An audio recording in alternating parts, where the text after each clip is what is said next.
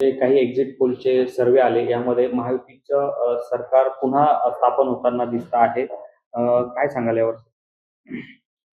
मलाही असंच वाटतंय का 3-4 कंपन्यांचे जे काही एक्झिट पोल आले त्याच्यामध्ये 3 कंपन्या ज्या आहेत ज्यांचा आपण नावाजलेला उल्लेख करता येईल, त्यांनी महायुतीच्या बाजूने कौल दिलेला आहे की यांचं सरकार बंद आहे. आणि मलाही सुद्धा तसं वाटतं, पण 6 महिन्यामध्ये ज्या ज्या गोष्टी म्हणजे लाडकी बहीण योजना असेल, शेतकऱ्यांना वीज बिल माफ करण्याचा प्रश्न असेल, शेतकरी सन्मान योजना ज्या 12,000 15,000 रुपये करायचा असेल, मुलींना फुकट शिक्षण देण्याचा मुद्दा असेल, शेतकऱ्यांना 1 रुपया फक्त घेऊन आपण 10 लाख रुपये पीक विमा दिलेला आहे,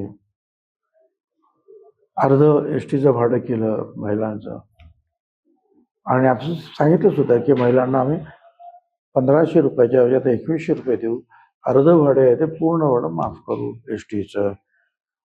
आमचे जे वृद्ध जो आहे आपला गट तो सुद्धा मोठा आहे, आणि त्यांना सुद्धा आपण सांगितलं की तुम्हाला 12,000 रुपये मिळतात महिन्याचे वर्षाचे, तर ते आम्ही 15,000 रुपये करू. आणखी म्हणजे असेच जे सगळ्यांना जे आहे आपण आणि काही गोष्टी अंमलात आणलेल्या आहेत. विकास काम सुद्धा भरपूर मोठ्या प्रमाणावर जिकडे तिकडे झालं. समृद्धी मार्ग असेल, मुंबईमधले आपण पाहिलेले जे आहे अनेक जे आहेत ते टनेल्स वगैरे जे काही केले त्यातून फार सुधारणा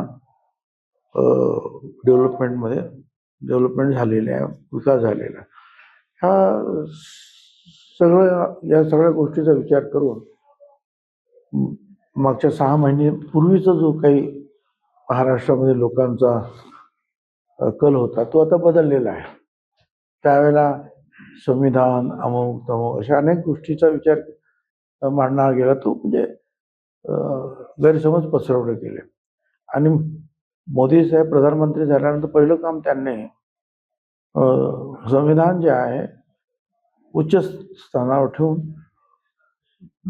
त्याला नमस्कार ठेवून त्याच्यावर डोकं ठेवून सांगितलं की या संविधानाला जगात कोणी बदलू शकत नाही. एक विश्वास लोकांमध्ये निर्माण केला, आणि त्याचा परिणाम असा झाला की जे काही मागच्या वेळेला जो काही फटका बसला किंवा महाराष्ट्रामध्ये घडलं, तिथून महाराष्ट्र पुन्हा इथं मागे फिरला आणि महायुतीच्या पाठीमागे उभा राहतोय असं एक चित्र आहे.